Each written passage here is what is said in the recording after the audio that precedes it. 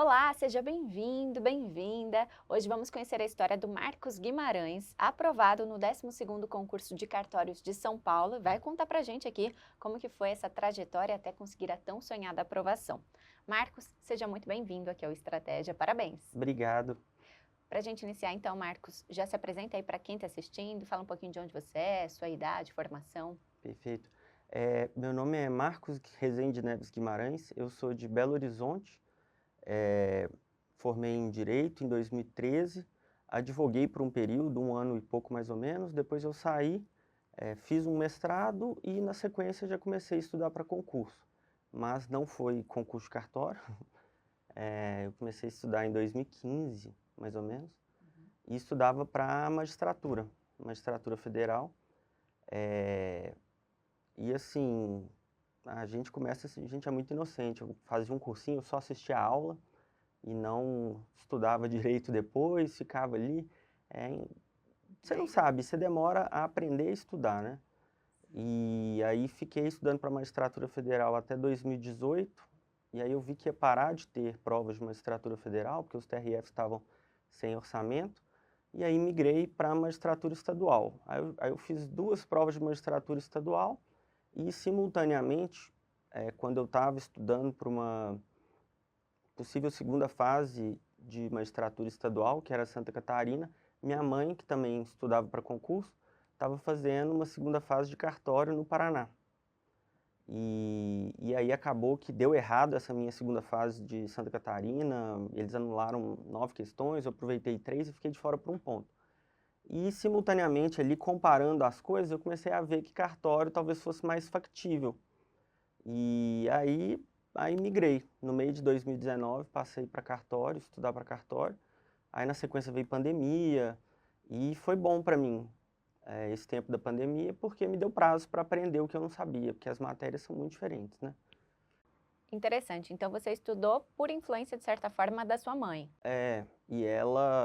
Eu estudei inicialmente para magistratura federal, porque ela era da carreira, então meio que espelhando assim. Mas depois ela mesma começou a estudar para cartório e E aí foi bom, porque os dois estudando junto, a gente discutia muita matéria junta, né? Que bacana. Estudava no mesmo prédio, porque eu sempre estudei fora de casa, não acho que dá certo estudar dentro de casa. E aí era salinha de estudo, tipo, de baia, achei uma próxima lá da minha casa, aí eu ia pra lá, e minha mãe estudava em casa e eu levei ela pra salinha. Aí ela tinha a cabine dela lá, mas teve a pandemia, ela saiu da cabine dela e quando ela voltou, ela alugou uma sala dentro do mesmo prédio. E aí a gente fazia convivência 100% lá. Nossa, que Ia para bom. lá de manhã, voltava de noite. Interessante isso. E em que momento, então, que você começou a utilizar o nosso material, conheceu a Estratégia Carreira Jurídica? Eu, na verdade, fiz o curso de segunda fase do Estratégia, que foi específico para São Paulo, foi de peças. E quando que foi? Deve ter sido mais ou menos em abril de 2022. A prova ela acabou acontecendo ali em agosto, em 3 finais de semana de agosto. Mas em abril eu fiz o curso e gostei bastante. Depois eu fiz de novo o curso para oral, que foi um simulado que teve aqui, um simulado completo. Vinha de terno, tinha a mesma pressão do dia da prova real, você ia trocando de sala, igual acontece na prova também. Então foi bem proveitoso, assim, a experiência com estratégia.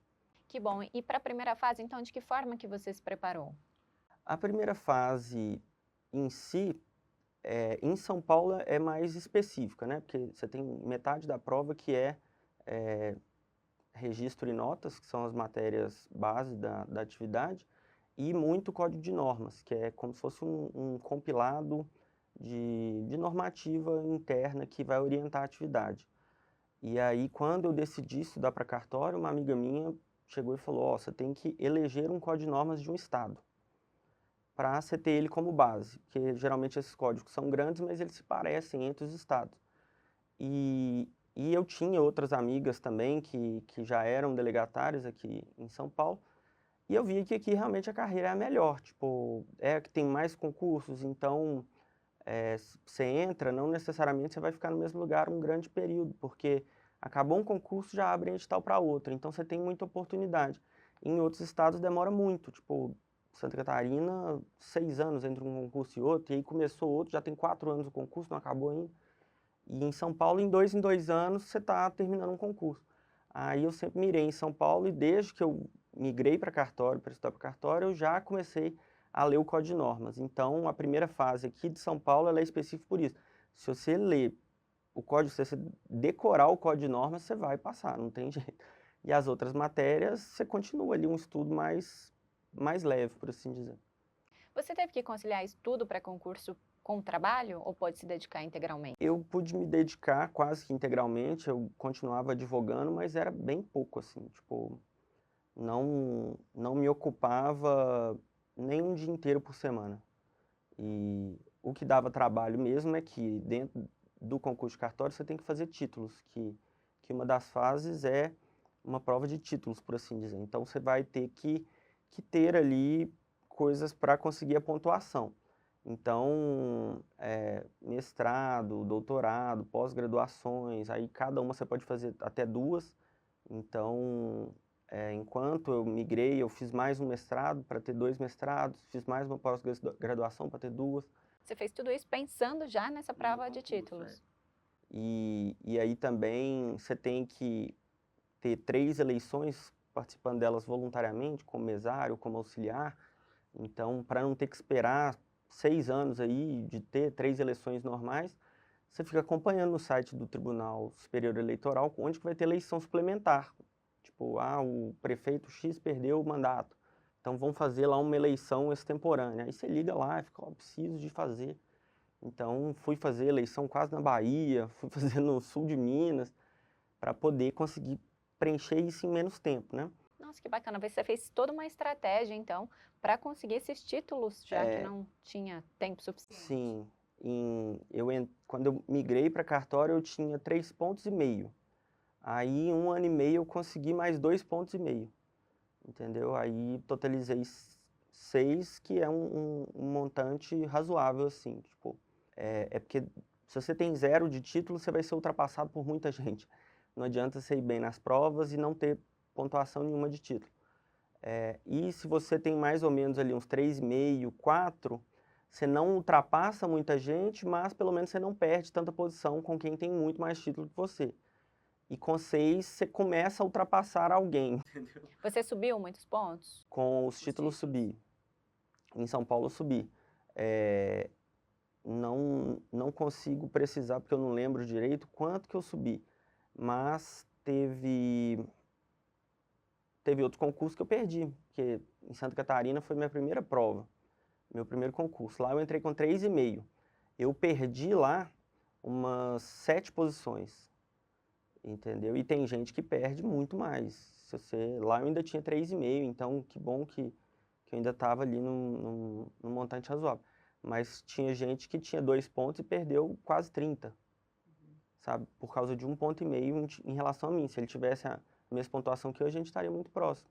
Interessante. E para a segunda fase, de que forma que você se preparou? Segunda fase, também eu sempre mirei em São Paulo e aqui são 3 provas diferentes, né? Você faz a primeira etapa única, aí tem 3 cortes diferentes, então você escreve por grupo. Então, G1, grupo de notas e protesto. G2, registro de imóveis, registro de documentos. G3, registro civil. E aí, o corte ele varia conforme quantos cartórios tem em cada grupo. Então, por exemplo, no G1, eu lembro que eram mais ou menos umas 30 serventias. Aí você multiplica por 8 e essa é a quantidade de vagas da segunda fase. Então, o G2, que é o registro de imóveis, que é o grupo mais visado, é o que tem sempre menos serventias no concurso. Então, no último eram 16, aí iam para a segunda etapa, então 130 e poucas pessoas. E por isso o corte é mais alto. Então, aí você faz a primeira etapa única, com a sua nota se habilita para as segundas etapas em cada grupo. Qual que foi o seu grupo? Eu passei nos 3, aí eu fiz as 3 provas, e aí em São Paulo também é muito específica cada prova, porque nos outros estados é como se fosse um blocão de cartórios, e são todas as especialidades na mesma prova. E então, você chega na prova, pode cair uma escritura, que é de notas, pode cair uma peça de registro civil, um registro de nascimento, ou então uma peça de registro de imóveis. Aqui, você sabe que o final de semana X, que você vai fazer a prova, que é do grupo 2, vai ser registro de imóveis, não tem como ser outra coisa. Então, essa preparação aqui ela é muito mais específica, assim, porque não dá para você fazer apostas, né? Tipo, em outros estados você fala, ah, não, tem muitos cartórios de registro civil nesse concurso, eles não vão fazer uma prova para registro de imóveis. Então, você meio que abandona um pouco ali as peças de registro de imóveis e dá o resto. Em São Paulo, se você está nos 3 grupos, você vai ter que estudar tudo, porque, né? E aí eu comecei a estudar para a segunda fase muito antes, assim, de estar nela. Antes de ter a primeira fase, eu já fazia peças de segunda fase. E como que era o seu estudo em si para o conteúdo? Você preferia assistir videoaulas, PDFs, fazia resumos? No início, quando eu migrei para cartório, eu fiz um curso extensivo de matérias gerais, videoaula, e aí ali eu fiz tipo a base eu fiz cadernos de matérias que eu nunca tinha estudado. Registro civil, notas, registro de imóveis, protesto. Então, essas matérias eu fiz, assisti às aulas mesmo, fiz resumos e tal. Então, para a segunda fase, como é muito específico, eu utilizava muito livros de peça, que tinha lá, que fazia resumo, e fazia cursinhos. Eu fiz o de estratégia aqui, que inclusive foi, em termos de correção, dos melhores que eu fiz. A professora Juliana, de Registro Civil, parabéns para ela, porque realmente o feedback que ela dava não vi em outro lugar, inclusive com uma correção em termos de escrita, sabe? Porque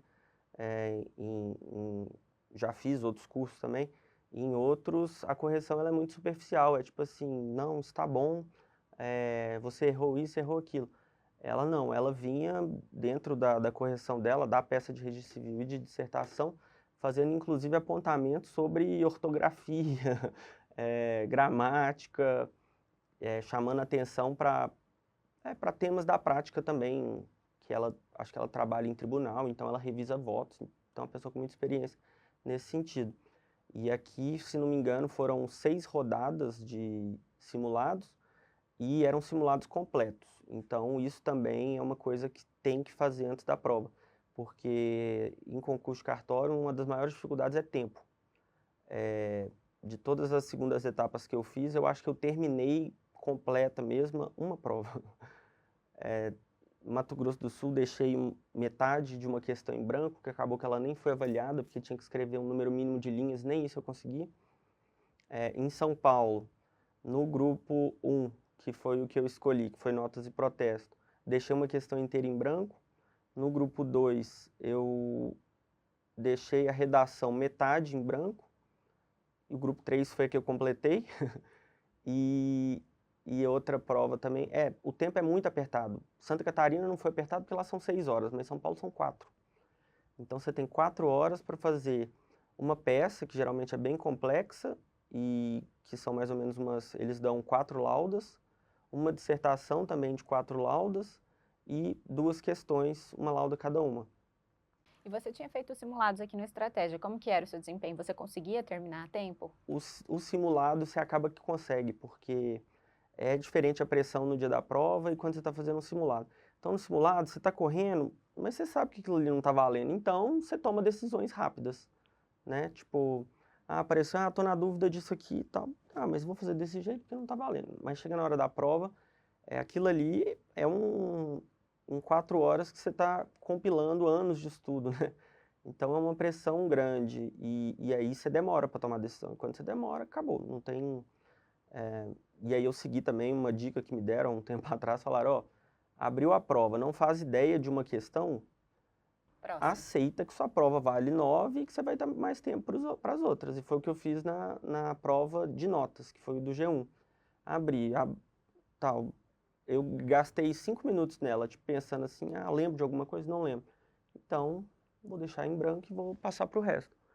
E aí acabou que foi proveitoso, porque eu perdi esse ponto, mas eu ganhei tempo para fazer uma dissertação boa. Então, minha dissertação, ela teve uma nota bem melhor, e a minha peça, eu consegui Não foi uma super nota, mas eu acho que ficou boa, assim, estruturada, organizada, né? Então errei algumas coisas, mas dentro do que eu fiz ficou bom porque eu tive tempo. Ah, que bom. Então, teve a sua estratégia ali também, É, até para as questões que você não sabe, né? Pula a uhum. próxima, vou fazer isso que eu sei e caprichar naquilo mesmo. Isso, fazer uma letra adequada, porque senão não tem jeito, a pessoa tem que conseguir ler, né? É. E hoje em dia a gente digita muito pelo computador, pelo celular também, né? Treinar a escrita também é muito É. importante. Não, a escrita para mim sempre foi uma dificuldade, minha letra cursiva parece uma pintura rupestre. E aí, desde que eu comecei a ter que escrever coisa para outras pessoas lerem, eu passei a escrever em letra de forma. E mesmo minha letra de forma era muito ruim. Então eu meio que tive que adaptar de novo. Minha letra é grande, então eh, tem prova que você faz que eles dão um espaço de 15 linhas, e 15 linhas, dependendo da pergunta, é muito pouco. Então eu comecei a treinar, escrever pequeno, gastar só metade da linha. É, é treino, não tem jeito. Não adianta você achar que, não, vou fazer esqueletos de peça aqui e lá na hora eu faço a prova. Não, você tem que escrever, não adianta, pelo menos um simulado completo por semana, nos meses que antecedem a prova, e até ficar com tendinite no dedo mesmo, não tem jeito. Que a gente fica pensando muito no conteúdo, né? Tem que saber o conteúdo, tem que mostrar que sabe o conteúdo, mas tem tudo essas coisas em volta, né? A caligrafia também, a segurança, o tempo, tudo isso tem que ser gerido. Não, sem treino não adianta. Você pode saber tudo que você decorou o livro, não vai adiantar porque você tem que automatizar isso, que na hora da prova você não tem tempo para pensar, não tem tempo de... Pra você ter ideia, o que eu fazia era gravar inícios de frase para poder começar respostas. Então, dissertação.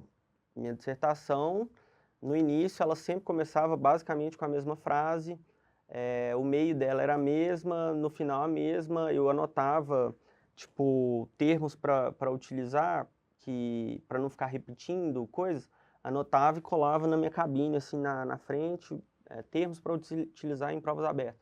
Aí ficava lendo aquilo. E peça a mesma coisa, você tem que ter um padrão de para não ter que pensar. Se você tiver que pensar, acabou. Não vai dar tempo. E em termos de organização também, na hora de fazer, levar uma régua para a prova, para facilitar. Porque uma escritura, por exemplo, a escritura, imagina essa de São Paulo, são 4 folhas e a escritura é um texto corrido. Minha letra de forma, ela é toda igual. Porque quem escreve cursivo consegue colocar tópicos em letra de forma. Então a pessoa está lá escrevendo, dá vontade, aí ela coloca em letra de forma e escreve o resto cursivo. Eu não tinha como fazer isso, porque o meu era todo de forma. Aí eu levava uma régua e fazia grifos embaixo dos tópicos, entendeu? Para facilitar, porque quando você pega, o examinador pega, ele já bate assim, vê os tópicos e consegue achar. Porque o examinador, ele não tá ali para te ajudar, ele tá ali para... Ele é quase um caça-palavras, sabe? Tipo, ele pega a prova, ele não vai ler para... O que será que esse cara quis dizer aqui? Não, ele vai ler e vai procurar Literal, né? literal. Tanto que teve prova que eu fiz no Mato Grosso do Sul. Acabou que o tempo apertou também, teve um problema... outra coisa, levem relógio, porque a gente tem a impressão de que toda prova de concurso não pode usar relógio, mas não pode usar relógio digital. Se você levar um analógico, pode. E muita gente não sabe isso, eu só fui saber em São Paulo, já tinha feito várias outras provas, e aí eles deixam aquele quadrinho lá no quadro mostrando quanto tempo falta. Só que na minha sala no Mato Grosso do Sul, por exemplo, atrasou o início, e com 15 minutos de prova a mulher foi lá e marcou que tinha passado 1 hora. Aí deu um desespero, eu olhei e falei, nossa, nem acabei de ler a prova ainda. Então você sai correndo e aí depois, no meio da prova, assim, ela falou, não, gente, aqui teve um erro, aqui falta X ainda. E aí deu uma confusão na minha cabeça, aí relaxei. E quando eu percebi, faltava muito pouco tempo, eu estava no meio da redação. Aí eu comecei a escrever, tipo, coisas sem nexo, só para mostrar que o examinador ele não olha a escrita em si, a forma que você escreve. Apesar de eu querer sempre ter um padrão, escrever rápido e bem, O examinador, ele vai avaliar aquilo como um plus, mas no espelho dele não vai ter lá, essa pessoa escreve legal, escreve bonito. Ele vai caçar palavras. E aí, com essa coisa de não ter tempo, eu cheguei e comecei a meio que quase vomitar as coisas lá. Tipo, escrevia uma frase, colocava o artigo, fechava, passava para o próximo tema que pedia na redação. E aí a consequência foi que na minha primeira correção, em 3 eu tinha tirado 1,40. Então, menos da metade aí.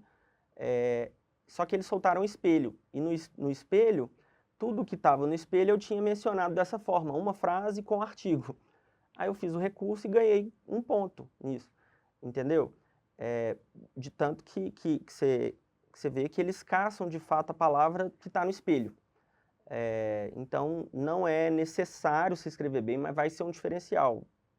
Ele vai relevar certos erros que você cometeu em outros pontos, mas você tem que ter ali algo automático para poder conseguir escrever rápido. Interessante. E você fez o curso para prova oral aqui no Estratégia também. Como que foi? Detalhe um pouquinho assim o seu dia aqui e também depois no dia. Olha, aqui foi em termos de oral, foi o que mais aproximou de uma prova de verdade, porque a gente foi orientado, tanto que eu tenho um morro de preguiça de usar terno, aí eu tenho que ir de terno, aí você tem que fazer igual vai ser no dia.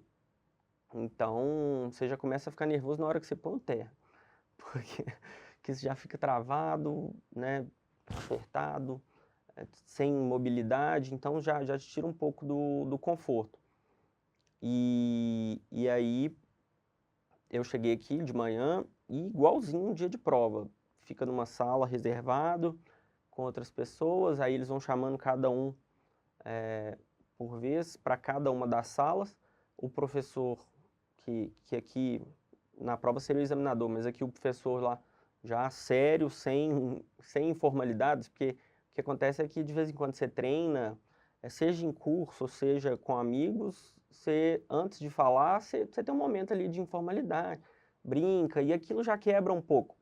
Então, quando você é tratado da forma como o examinador te trata, que é de forma fria, você senta lá, você está numa posição inferior, e aqui foi assim também. Então, um batimento cardíaco lá no alto, até você começar a falar, gagueja.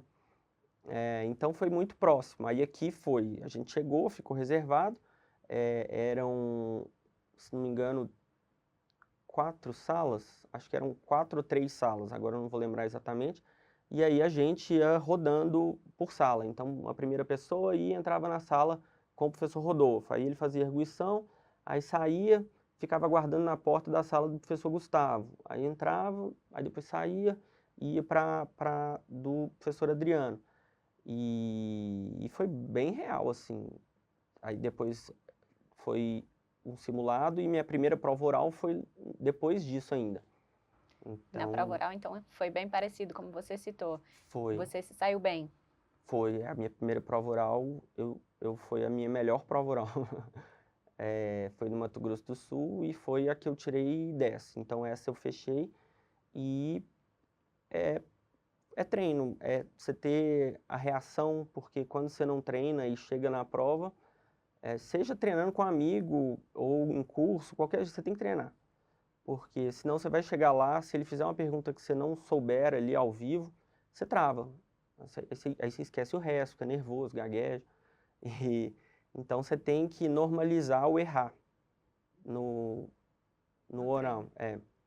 Para chegar no dia e arrasar mesmo. Para chegar no dia, se você errar, você vai... Saber como conduzir. Por exemplo, nessa mesmo que eu tirei 10, eu não acertei tudo. Mas quando eu não soube, você teria alguma outra expressão para usar, excelência? Você pode me dar uma orientação? O que exatamente você quer com essa pergunta? E aí você vai contornando ali. Eu sei que eu não cheguei em tudo que ele queria, mas ele gostou da reação, sabe? Tipo, de você tentar, de você mostrar calma. E aí, quando eu sabia um outro tema, aí eu despejava tudo. Então, eu acho que uma coisa compensou a outra.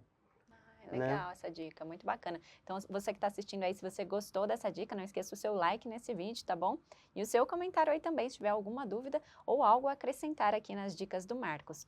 E voltando então, Marcos, quero saber um pouquinho sobre a sua vida pessoal nesse período. Você disse que estudava com a sua mãe, né? Você teve essa influência em casa. E como que era a sua vida social? Você abdicou de tudo? Nossa, sim. É um período muito complicado. Você passa o tempo inteiro achando que está perdendo tempo em alguma coisa. Então, eu tinha um cronômetro no banheiro para saber quanto tempo que eu demorava para me arrumar para poder estudar. Eu fazia café, sabe aquela bialete que você coloca o café e põe no fogão? Eu colocava o pó e a água lá no dia anterior para deixar no fogão para no dia seguinte só ligar. Então, acordava, já colocava um fone e escutar a aula, sabe? Tipo, eu nunca, aliás, eu já vi muita videoaula sentado, anotando, mas com o tempo a gente vai ficando meio saturado e aí eu escutava aulas, mas tipo, fazendo outras coisas. Então, academia, ia escutando uma aula, eh, carro, andava escutando uma aula. Você foi bem radical. Então, aí questão de sair, assim, vida social, você abre mão mesmo, tipo, no sexta já era muito difícil, porque sábado você estuda, então, aí chegava sábado, você estudava, aí chegava no final da tarde, você já estava morto. Então, é um período muito difícil de... Abdicações, né? E aí beleza, aí vai ter um momento que você fala, não, então esse final de semana vou lá pra não sei aonde com seus amigos. Aí você vai. Aí você chega lá e você fica meio que se culpando. Tipo, nossa, eu devia estar lá. Aí, sabe? E aí, ao mesmo tempo, quando você abre mão e não vai, não significa que você vai conseguir estudar, porque não funciona assim. Vai ter dia que você vai estudar bem, vai ter dia que você não vai conseguir estudar. E é normal. Não... tem dia que você vai render muito, dia que você não vai render nada. E isso que era o pior. Tipo, às vezes você abdicava daquilo que você queria fazer, ficava para estudar e não conseguia estudar direito. Então você perdia as duas coisas. Não é fácil mesmo. E falando então sobre o momento que você viu seu nome na lista de aprovados, qual que foi o sentimento que você teve? Ah, e você desacredita, você não é possível, deu certo. Aí você vê que vale a pena, sim. Você vê mesmo que vale a pena quando você começa a trabalhar e vê que deu tudo certo. E fica o trauma do concurso, porque Traumatizou, não quer mais prestar concurso nenhum? não, o trauma dessa vida corrida que você fica esse tempo todo sem conseguir ficar ocioso. Então, mesmo depois que já tinha passado, você continua dormindo pouco, continua meio que se achando inútil quando você tá à toa, sabe? O que que eu faço com tanto tempo sobrando? É, Você fica com esse então, sentimento, você fica um tempo, agora tá passando, ainda bem. conseguindo relaxar mais e Então, aproveitar a vida. fazer outras coisas, mas mesmo depois de já estar trabalhando, ainda vinha um pouco de culpa, assim, nossa, já era para eu estar voltando a estudar, fazer outras provas, não tô, tem que retomar, mas ao mesmo tempo, na hora que eu pegava, eu levei meu material, trouxe todo, eu sou de Belo Horizonte, então eu trouxe tudo para cá. Aí eu pegava fichas, porque eu fazia muito resumo na mão mesmo, fichinha. Pegava ficha assim, me dava até uma taquicardia. Então, eu pretendo voltar a estudar, mas não sei quando, assim. Aproveitar um pouco esse momento, É, né? E como que tá? Você tá trabalhando já na área? Tá já. gostando? Eu vim para São Paulo em final de outubro e entrei em exercício mesmo no cartório dia 1º de novembro. Aí é uma correria, tipo, é tudo novo, nunca trabalhei na área, né? E dá um desespero grande, porque, você muda, você tá sozinho, chega numa cidade que você não conhece ninguém, não tem casa ainda, e como eu tava vindo de fora, não tinha móveis, não tinha nada, então eu tinha que arrumar uma coisa do zero. E cheguei naquele período que fez um calor inacreditável em São Paulo, aliás, no Brasil todo. Então foi muito ruim o início, assim, até o meio de dezembro, você fica se questionando, nossa, será que era isso mesmo? Entendeu? Mas aí depois você arruma um lugar legal para morar, acostuma com a cidade, aí você começa a se surpreender, tipo, positivamente. Então agora tá tudo muito bom, assim, de rotina, de você chega, as pessoas que você trabalha, você já gosto bastante lá da região. E quando você olha para trás, então, agora você já sente que valeu a pena todo o esforço? Ah, nossa. Eu, inclusive, tento convencer um monte de gente a estudar para concurso de cartório, porque eu acho que é realmente o que vale mais a pena. É, mesmo com todo esse seu esforço, esse sentimento de culpa que a gente fala, nossa, ele sofreu tanto. Isso foi um sofrimento mesmo? É essa a palavra ou não? Olha, teve fases, tipo, por um período eu gostava muito daquilo, tipo, de estudar e tal, achava interessantíssimo chegar lá, aprender coisas novas, sentir que estava sabendo matéria, mas no último ano e meio, aí ficou muito ruim, porque aí é uma ansiedade misturada com sensação de impotência, porque os concursos eles começam a demorar. Então, por exemplo, o concurso de Santa Catarina começou em 2020 e não acabou até hoje. Do Mato Grosso do Sul começou em 2021, acabou 2023. São Paulo começou 2021, acabou 2023. E aí você vai tipo, nossa, tive um resultado bom, mas você tem aquele resultado naquela fase e para 7 meses. Aí você fica, gente, e agora? Agora que eu achei que minha vida ia andar e não tá andando. Então Tem que é ter muita paciência, muita né? frustração, assim, e aí vem alguém, como cada posição importa, os candidatos eles discutem muito judicialmente ou então no CNJ sobre os temas do concurso. Então toda hora o concurso trava. E, e aí nesse último ano e meio, aí foi de fato um sofrimento. Tipo, se acordar assim, meu Deus, não é possível. De novo, não mudou nada, mas hoje, quando eu vou em Belo Horizonte, eu vou na salinha de estudos. Conheci minha namorada lá, então ela tá lá também. Então vou lá visitar e tal. E aí eu chego lá, eu sinto falta. Tipo, nossa, eu queria ficar aqui o dia inteiro. Olha só. Hoje é síndrome de Estocolmo, né? Do sequestrado. Mas muito interessante. Então, eu queria que você, inclusive, deixasse uma mensagem para quem está estudando, está nessa luta aí, pensando de repente em desistir com tanta exaustão para concurso público. O que você pode deixar de mensagem para que essas pessoas não desistam? Olha, vale cada segundo que você passar estudando, vai valer a pena. Então, não tem essa de. Primeiro, não é nem valer em questão de dinheiro, mas de satisfação pessoal, que você olha. Eu atingi isso aqui foi por mim mesmo, sabe? Tipo, concurso é a forma mais correta de você selecionar aquele que é o mais bem preparado. Então, é uma satisfação pessoal.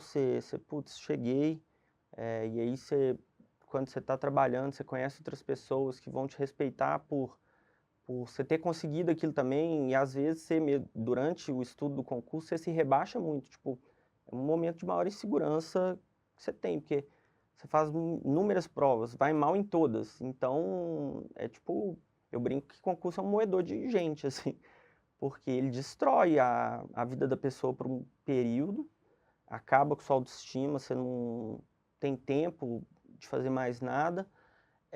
E às vezes, mesmo quando você passa, você não vê que aquilo é isso tudo que é. E aí quando você entra, que você vê o jeito que as pessoas às vezes te olham e falam assim, nossa, que legal. Aí que você vê, nossa, realmente é bacana você ter conseguido alcançar, sabe? E aí você também orgulho, você vê do seu pai, de sua mãe, de sua avó. Então, vale muito a pena e você vai ter uma tranquilidade de saber que aquilo que você conquistou pode ser para sempre, se você quiser, porque você só sai ser por vontade própria, né? Ou se falecer. Então, dá, de fato, uma boa segurança e te possibilita planejar o resto da sua vida. Então, é igual a frase que fala, ó, o sofrimento é passageiro, mas o cargo é para sempre. Então, vai valer a pena, não tenha dúvida. Que bom, então. A gente fica muito feliz que você conquistou esse seu objetivo, tá dando aí orgulho para toda a família e orgulho para nós aqui do Estratégia também, viu? Parabéns mais uma Muito vez. obrigado. Obrigada por ter vindo aqui compartilhar um pouquinho da sua trajetória e eu te desejo então sucesso aí nas próximas Muito etapas e obrigado. na carreira. Muito obrigado. Bom, e para você que está assistindo, eu espero que você também tenha gostado dessa entrevista. Então não esqueça o seu like nesse vídeo e o seu comentário também, parabenizando o Marcos. E se você quiser ficar por dentro de tudo que acontece no mundo dos concursos públicos, você já sabe, acesse nosso site. Até mais, tchau, tchau!